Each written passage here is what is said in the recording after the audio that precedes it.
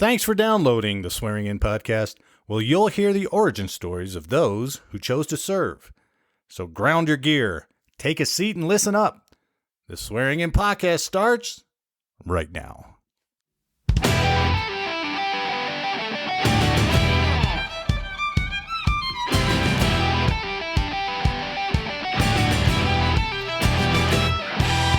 Hello, America, and welcome to the Swearing In podcast.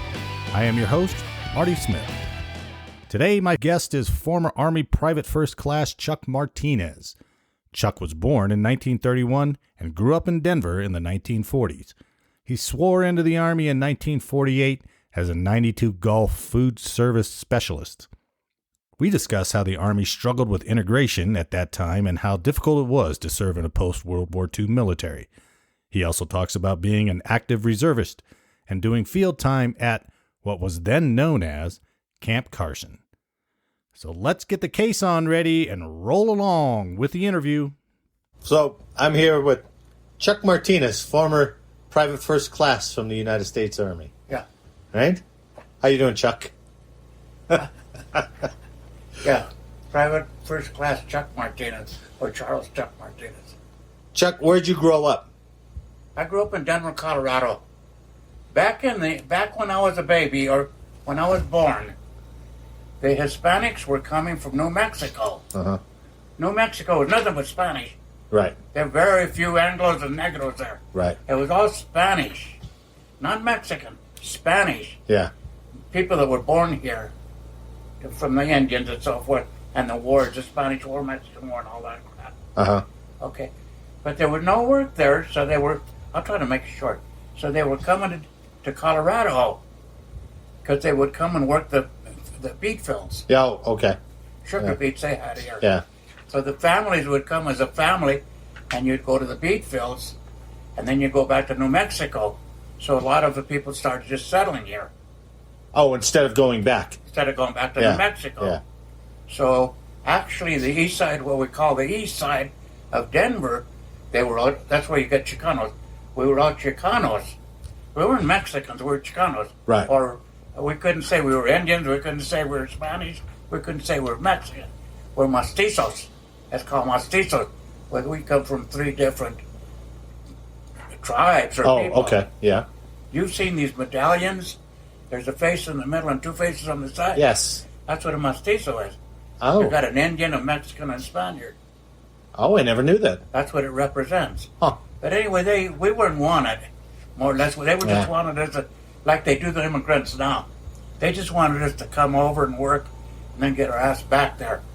You know, we don't need you in this in Colorado. Right. Just make your money with your family and go back to where you live. Okay. But most people stood here looking for work. Like I told you, my dad worked as a Gandhi man on the railroad. They call it Gandhi. That's what I don't know what your dad done, but Gandhi, they work in putting the rails in. Oh, yeah, okay. Actually, just getting the trade going. Yeah. They're called Gandhi men. You're learning something now. I am. I like it. Yeah. But anyway, that's what happened. We used to come to the beet fields to work the beet fields, and I learned that all my life. That's what you learn. Yeah. With the family, you're out there with your ass down. You know, the roads. They usually take. I remember. I don't know about the other families, but Dad would take 30 acres. Oh. 30 acres of beets. Then the family work on my brothers. My older the family, in other words. Okay.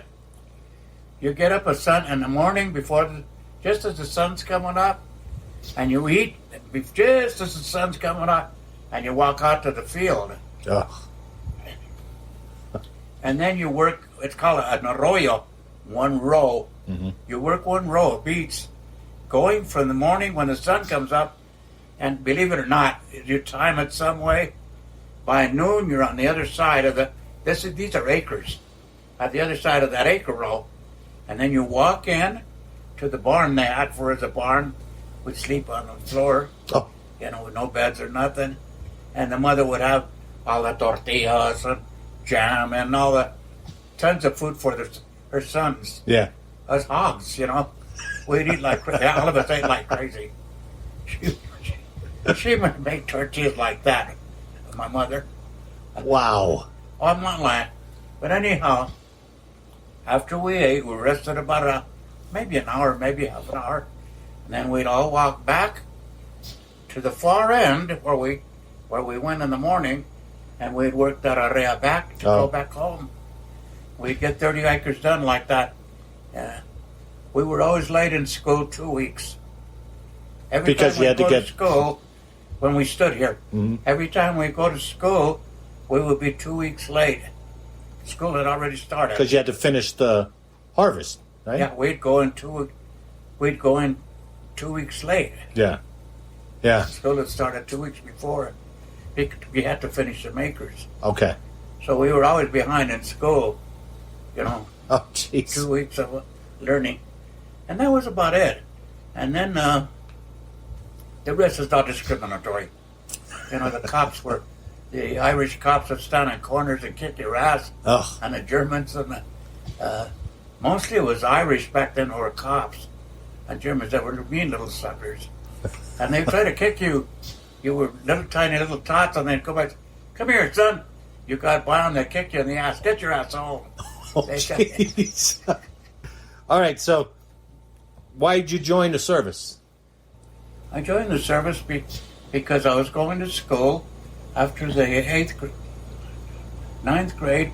I was going into high school, manual training high school in Denver, Colorado, and they would be sergeants would be standing about 2 blocks from the school, and they would stop us out mainly minorities because it was a minority school. I don't know. Manual was a minority Right. school. Right. The others were all white, east, west, north, and south. Oh. So that's the only school we had to go to, was manual training high. The black, the Oriental, and the Chicano. Yeah. But anyhow, finally, the sergeant kept stopping me and a friend of mine, and he kept saying, "Would you like to join the Army?" And we said, "We haven't thought about that. We want to get our high school diploma." So my friend wanted to play piano. We were in, Right. We loved music a lot, and I wanted to play saxophone. So we said, "Hey," we thought it over, me and my friend. We said, "Hey, let's ask him if we can go to school, you know, for music." Sure. So we asked him. He said, "Oh, sure, you can go to school." He said, "You certainly can." And we said, "We'll think about it." So a couple of days, he kept hitting us up every time we go by. He had already bid us in. Yeah. And he says, so we said, "Well, hello, Tony." I said, "We can get our training there. We're just going to school here. In other words, we're only going to end up cooks and cooking bakers."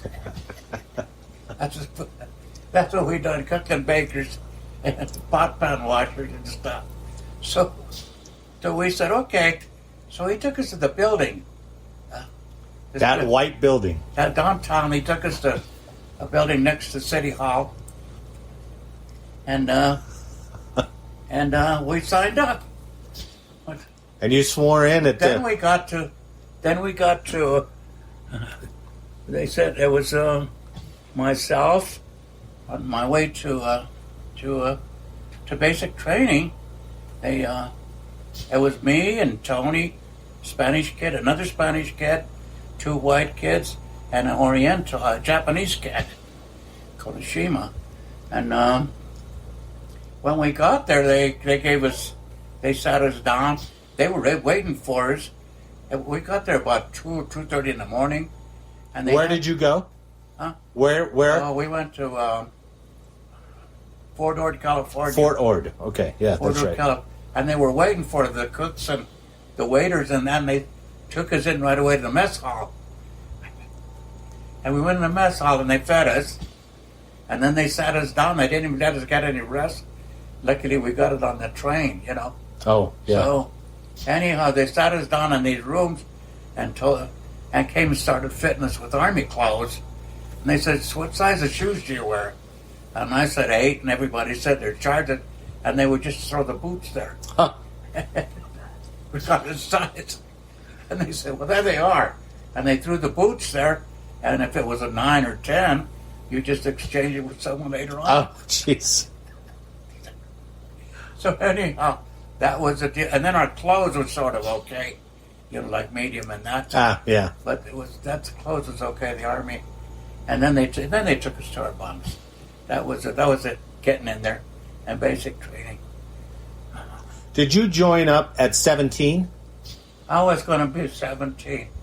I think I was going to be 17 years old. So did your parents have to... Yes, my parents, the way I got in is my parents, a priest, and a neighbor, and my dad signed for me to get in, before I was 18.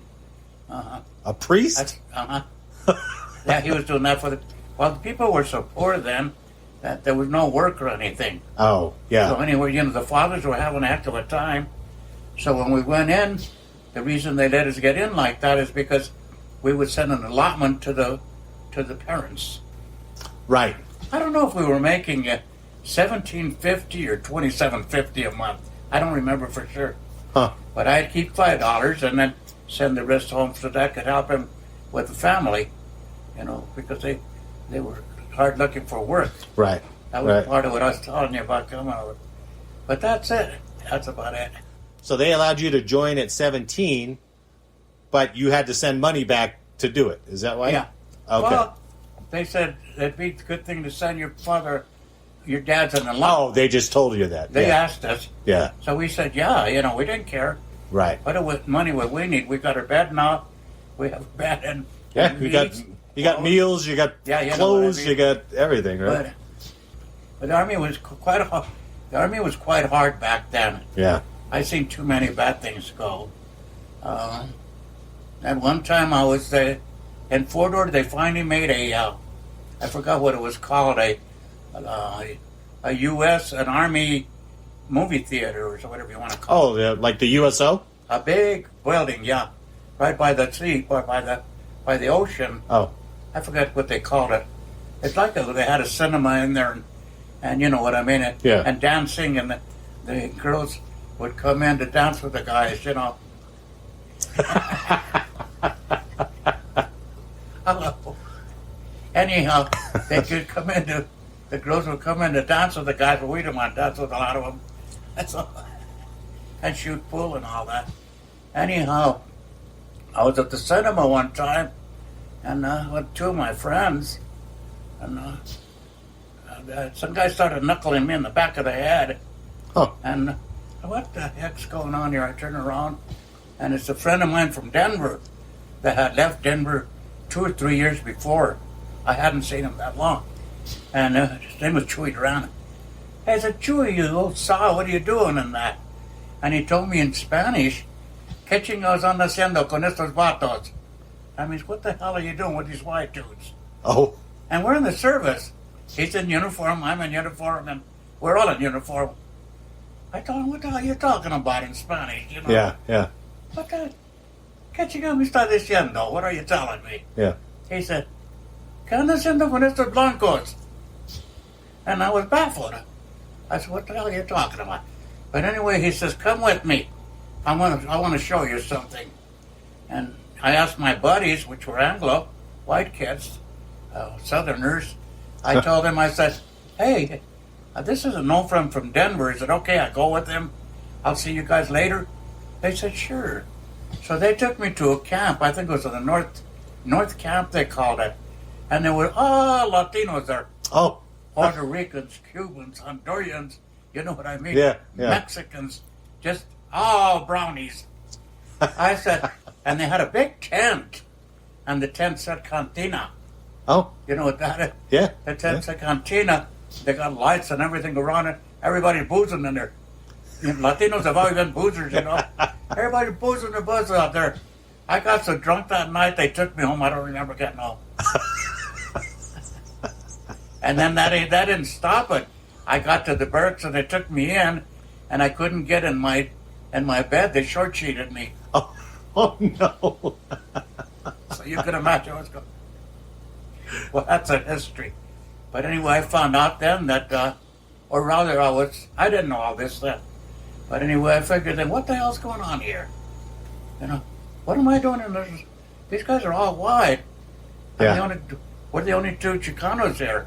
And that other one that went with me. Yeah. And the only Oriental. Well, I didn't know that it was segregated. They were segregated. Oh. But we didn't know. So in one part of the camp, they had all the blacks. Huh. They had where all the buildings were, all the good black buildings. Yeah. We were in the wooden barracks. Oh, okay. And then we had ours, and then you had also Yeah, yeah. There you junky go. stuff. So, But them are true, Marty. I believe People it. don't believe what I'm saying. no, I believe it. Like the service now, if you tell them you want something, they'll tell you okay, and they'll do it. It's a lot different back then. Oh, hell yes. Yeah. Nothing but lies. But anyway, we got a load of... Hawaii wasn't the state yet. Right, Hawaii. right. So we got a group, a unit of Hawaiians came over. And that's how they started to Oh, integrate. okay. It's an integrate or segregate. Integrate. Integrate. Yeah. They started to integrate. And there was I don't know what their platoon was. Maybe something like about 30 or whatever it was. Yeah. Their unit. And they got in my barracks. And they got one section in the back, on one area. They all got in there. They were tough dudes, boy. Really? You know how I told you the whites were mean with everyone? Yeah. That wasn't their color. When they fought one of those little Italian guys, some big guy would get an Italian, Hawaiian, and work him over, fight him. A big Hawaiian and go get him. Come on, now you take me. Huh. And they knocked the fuck out. Oh, did they really? Well, yeah. Well, they're big Hawaiians. Yeah, those guys are big, yeah. And they're little one. So they thought they could do shit like they were doing those little guys, Yeah. And they would get him and work him over. They try to make slaves out of you. Oh. And then the Hawaiian, when he'd ask the Hawaiian kid, who beat you up? And they'd say, Chuck Martinez or whoever. And they'd say, oh, okay. They'd go up to Chuck Martinez, the guy his size. Which one of you guys want to go up there? I'll go. Okay, you go take care of it. Come up to Chuck Martinez, say, you, Chuck, you beat up on Pete or whatever his name is. Time to beat up on me. Come on, mother. Oh, jeez. Boom. When I beat the But they would sing at night. At night they would get the ukuleles. Honest to God, I'm not lying. Most beautiful music in the world. Huh. They would sit there and sing the Hawaiian songs. Ooh, so beautiful. Were you ever in Hawaii? Yes. Well, you know how they sing Yeah, with the yeah. ukuleles? Absolutely. These guys were excellent. All of them, a lot of them would sing. And they would harmonize, man, so beautiful. Really? So me and that guy learned a song. That's called I Will Remember You. He learned to play the ukulele for them. Tony? Tony did. Yeah. So we said, hey, let's learn that one song. So that was our song when we got out. Oh. It's called I Will Remember You. So where Every did time you we'd see each other. where did you go to basic training at? At Fort Ord? Basic training was at Fort Ord. And then you stayed at Fort Ord for your first assignment? No, from there we went to Seattle, Washington. What was it? Fort Lewis, Washington. Oh, Fort Lewis. Okay. It was a down Yeah. fort, and the troops that went there fixed it up. You know Oh, they what I did. mean? Yeah. We went in and remodeled it, or whatever you want to call it. Yeah. Reestablished it, because it was a down fort. Right. Right. We went in and set everything up. And then from there I got transferred after a year to the To the reserves? reserves. Oh, so you went from Fort Ord back here to Colorado. And from Seattle, from Fort Oh, I mean Fort Lewis. You went from Fort Lewis back here to Colorado. Fort Lewis, I came to Colorado. Huh. I mean back home. And then each year we would go to different camps. Was it Camp Hale? Was it Hale? Camp Hale up there in the mountains? Is that the one you went to? Camp what? Hale? No, my brother was there. Oh, he was? Camp, it's right by Pueblo. Below Pueblo there. Carson? Not Fort Carson. Carson. Oh, Carson. Camp okay, Carson. Camp Carson back then. Yeah. Oh, so you would go and do your drills down there at Fort Carson. Or Uh-huh. Camp Carson at the time. Uh-huh. Oh, okay. I would go in with the head group or the reconnaissance group. Yeah. I was the only PFC. The rest were they were really cool with me. They were all majors, Yeah. colonels, all that. All the leaders. Right, right. Not all of them. About 4 of us would go and I'd go. I was the only one. And I'd open up all the mess halls. Right. Get the mess halls going. I didn't have to cook, but I had that was my MOS, cook. Yeah. Cook and baker, so they used me for Okay. that. But it was cool. I didn't mind it. Was it better between all the, all that racism and all that stuff that you had up there? Was it better when you came back here to Colorado? Well, let me tell you, they still, in a way, in Camp Carson, another incident, in Camp Carson we were there. I had my own candre room like you guys had. Oh, okay. Yeah. I was the only one PFC that had a candre room. And it was about this big. And I had my music and everything. Yeah. So I used to, all my Chicano buddies, not Chicano buddies, but mainly Spanish guys and white guys and that, we'd booze it up in my room. Yeah. But one time we got in there, I don't know how black came up. Oh, we got a black group downstairs, upstairs. Okay. We got a black group upstairs of the barracks. Yeah. Upstairs, and man, they were noisy. You would have one song blasting off here, another one here, like bombs. They played the music high, man. Downstairs you could hear them. All these guys were getting pissed off downstairs. Well, I know the blacks. I grew up on 5 Points. Yeah. I know them. You don't fuck with them, man. You know what I mean? Their music. So they're all bitching down here. So we had a little racist little sergeant. He said, "We got to stop this shit. They can't be doing that. This is the Army." Well, I can all smart ass. I said, "Who's going to go up there with me and see if we could stop him from using it? I'm going to go up and stop him with his music." Yeah. Now, even some Chicano guys went that grew in Denver. And I said, Dave, especially one, Dave Cisneros, I said, "You better not go up with him, bro. You know how they, Denver. We know him from Denver. They're the way they act, the way they do." Yeah. Says, they said they got to stop it. That damn music bothering me. They went up and they knocked the shit out of the sergeant. They beat the shit out of the sergeant. They said, "Get the fuck out of here, boy."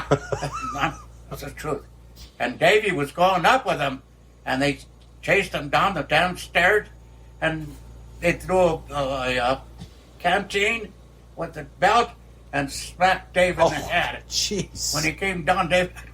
Oh, no. "You want some more, Dave, you dumb son of a bitch?" Anyway, they had to have another, where they meet on the field. Yeah. Everybody in the general contest. Big formation out there, yeah. So I forget how they call it. And I said, "You don't mess with them. Yeah. You don't mess with them people, man." They made him cut it down because they went and talked to him. But they still were noisy as hell. Yeah. Because they put him on full blast. Ugh. It isn't if there was only one, but you're having three different stations. Yeah. Yeah. This guy's listening to his, listening to his. That's the only incident I seen there on that one. Well, that's good. But there was still, I guess they were still prejudiced, a lot going on. So that was probably what, that was 1950, right? I was in the 50s, yeah. Yeah. Were you a good shot? No, he was. Tony was? Yeah, he Your was friend good at Tony? everything. Damn it, I was good at nothing. No, I used to hit the red Molly, with Molly's, what they call it? They had Molly's underwear. Yeah. They had a red one up there when you missed. Oh, no. Boom! Boom! And Tony, boom. He got what do they call him? An ace shooter? Oh, expert shooter? Yeah, he got a medal for it back then. Tony didn't come back in the reserves back to here, No, right? he stayed in? He got lucky, he stood in. Yeah. He went to Germany. That's when we had put in to go to Korea. We put in to That's go right. to Korea. He went to Germany. I was supposed to go to Hawaii, Yeah. but they changed their mind and left me here. And they sent another guy to Hawaii. Oh. So Okay. And then we put in the second time. I put in 3 times.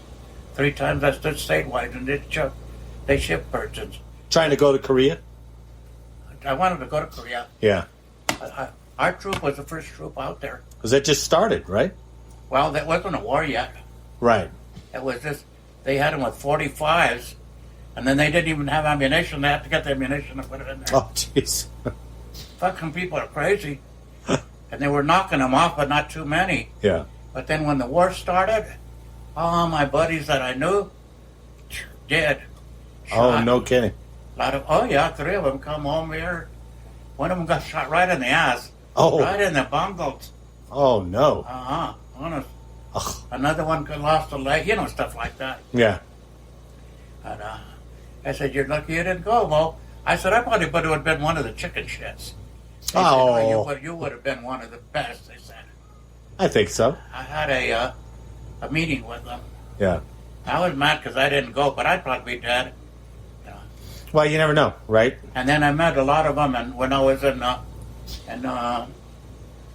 Camp Carson, we went to visit. They said Herman Atencio was in the brig. He went and hit some sergeant. We weren't used to taking orders here. Huh. With all the prejudice that we saw, we weren't used to saying. Our parents used to always say, when you see a white man, say yes sir, no sir. Don't go say nothing else. I always said yes sir, no sir. And we got fed up with that. So when we were older, we couldn't take orders. Yeah. It was hard. Him and I took orders to try to be cool. I would take orders, but most of the guys wouldn't. Really? So Herman Mustard was in the brig in Camp Carson, and Sergeant Rodriguez said, "Hey, let's go see." These are all brothers, those people from here.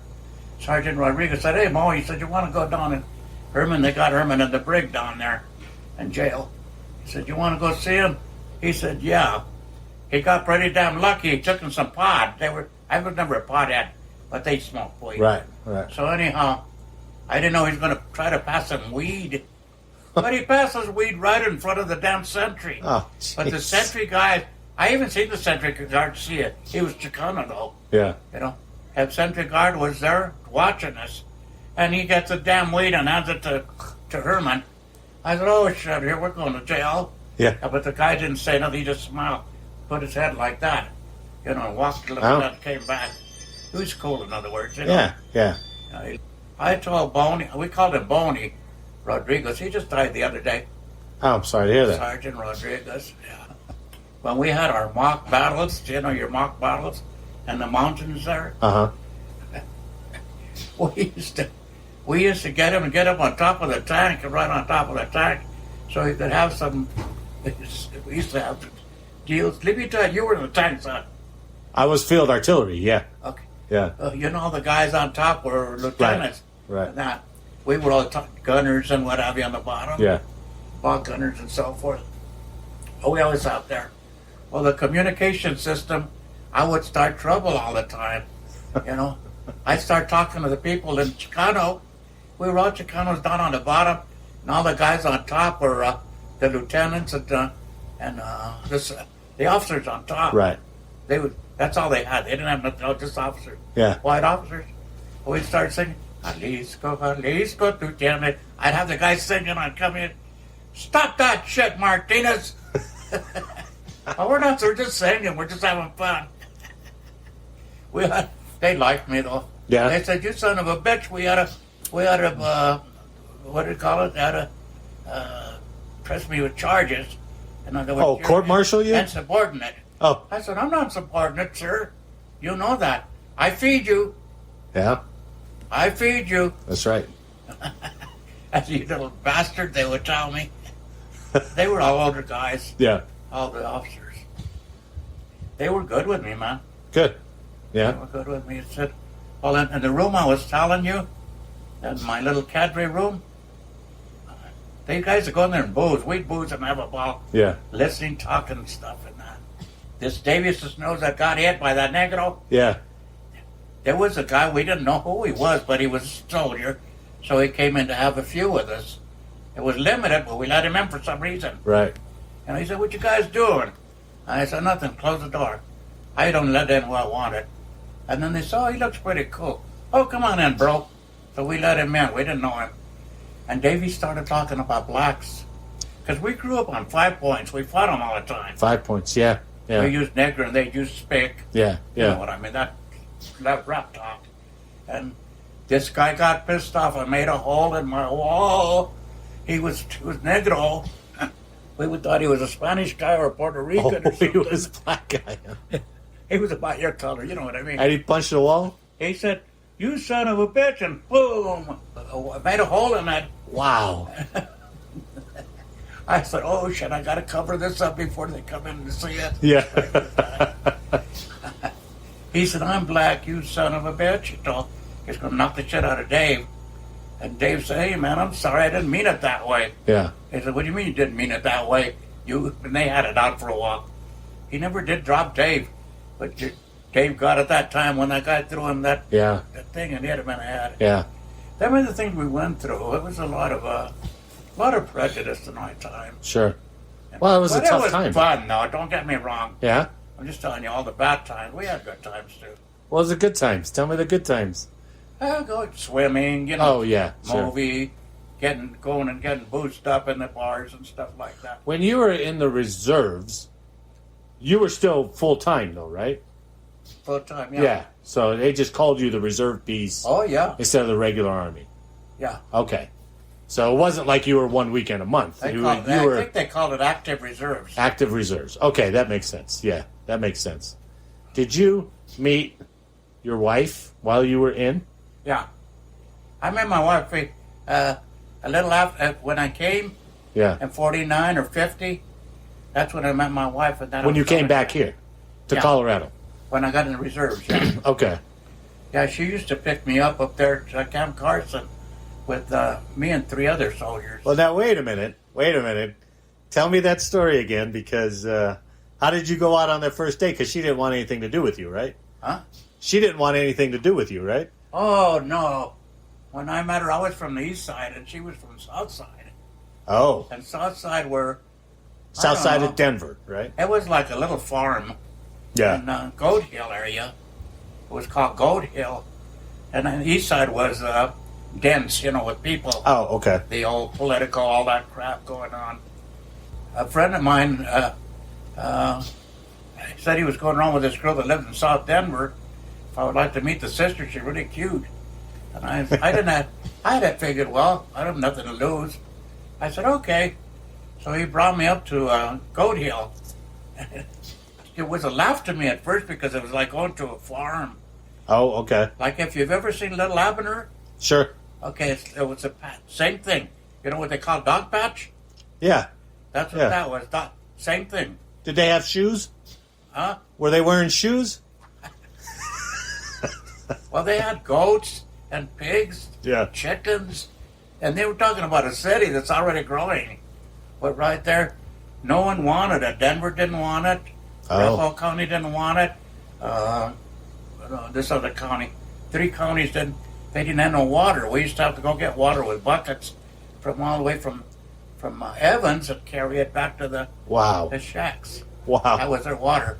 Until one fellow who was a carpenter, he had a line put into his house. Oh, he did? Yeah, his own. He had to pay all kinds of money for it. Huh. And he had this line put in, because the city wouldn't put water in there. We didn't have no water. That's crazy. That's where the people would go finally. He got it for the people to get water, not. Yeah. And the people would give him a few bucks, whatever they could. He said, you don't have to pay me. But he was so good that they'd go get water, everybody from the area. There must have been maybe 250 people in the area. Oh. Just in that area section I'm talking about. Yeah, yeah. They were all little shacks. But I got to like her, so we went up to the mountains once. Then I was in the back seat with her, and I got close to her, and I wanted to get a kiss. And I went to try to kiss her, and slap! She slapped me right across the face. And man, I said, well, what's wrong? She said, don't you dare do that. You don't even know me. Yeah. And I got to my place, and I got to the left. I had never been with a girl like this that wouldn't let you kiss her. Yeah. The east side girls were pretty loose. So, I don't want to see this guy again. She told my buddy, don't you bring this guy around here anymore. But anyway, for some reason I said, that's really odd, What the hell's wrong with her? But it was me. But anyway, I started calling her, and she said, no. And finally, I'd go with Fred. my friend Fred, and she wouldn't go with us. Huh. Finally, she said, I don't know if I can trust you one time. So she got in a car again and got in the back, and I tried to kiss her again, and slap! Jeez. From now on, don't you ever come to my house again. Never. I said, I've told you before, I don't even know you. Why do you want to be trying to kiss me?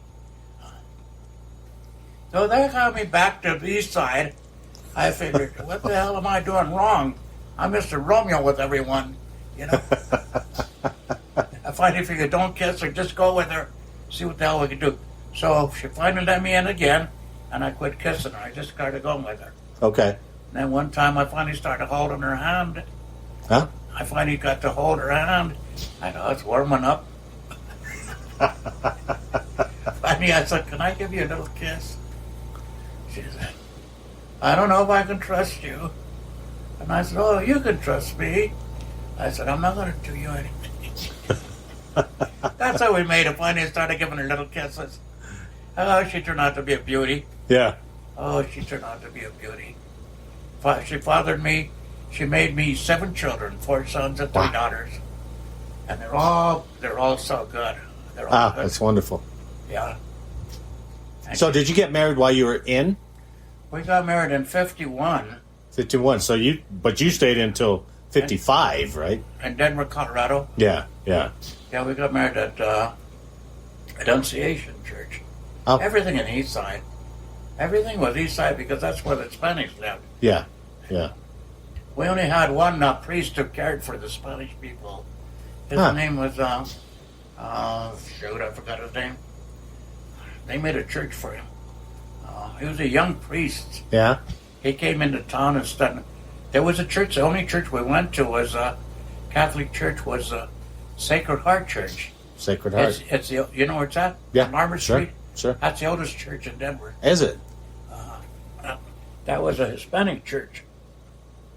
What? Let's finish by, how did your time came up for the Army and you just didn't re-enlist? No, I never thought of re-enlisting. Really? No, not Enough of that? not through what I went through. Yeah, that's true. No, I never did think of re-enlisting. I think I did at one time, but Yeah. I figured, no. Did you think it was different in 55 when you got out than it was when you first got in? Did it change at all? Did the Army change at all? Yeah. Well, I think it started changing. I don't know. Not too much. When I left, when I left, it had changed a little. Yeah. But I told you that they still had their platoon of blacks. So I don't know. I wasn't that far involved in there then. Yeah. Just that one area where that happened. Right. So I don't really know. So I guess it was still bad. Yeah. 55. You could have come out of that in a terrible way, right? You could have been a terrible person coming out of all those experiences. But instead, you're a loving husband who had 7 children. How many grandkids do you have? Oh, yeah. My life has been marvelous through her, through marrying her. Yeah. But my 7 children, they've all worked city jobs, and Right. I didn't have a chance to send them to school because of that. Sure. I couldn't make any money myself.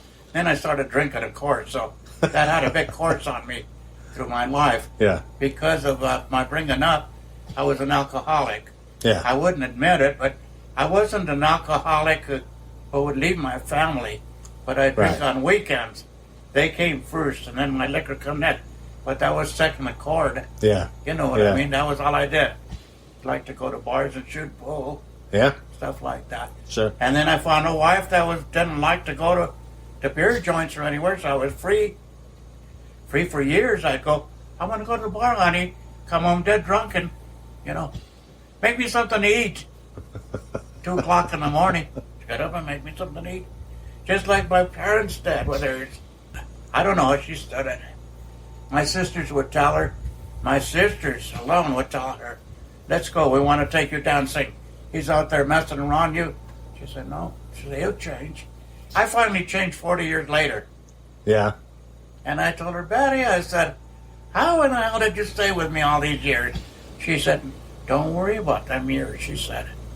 You finally learned. I said, oh, this woman's crazy, or she's an angel.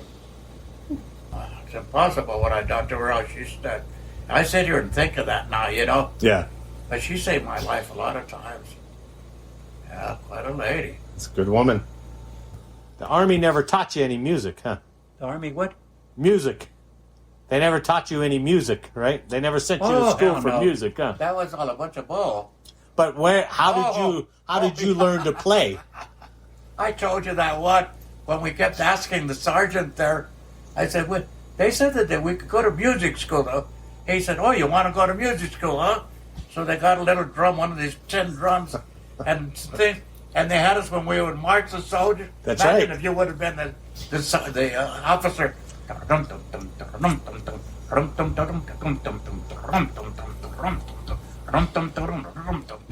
That was our music. They made you beat on that drum. Yeah, they made us beat on it. Chuck Martinez, former private first class in the United States Army. Thank you for sitting down with me and taking the time. Say, Chuck Martinez, the PFC, best PFC in the world. Damn right. No. Thanks again, Chuck. Thank you. I'd like to thank Private First Class Chuck Martinez for joining us today and giving us a real look at the Army after World War II. It will be his 90th birthday this month, and I'd like to wish him the happiest of birthdays from all fellow servicemen and women. I hope you enjoyed this episode, and make sure to download the next as I sit down with Air Force Master Sergeant Ryan Eanes. So until next time, get on your feet. Dismissed.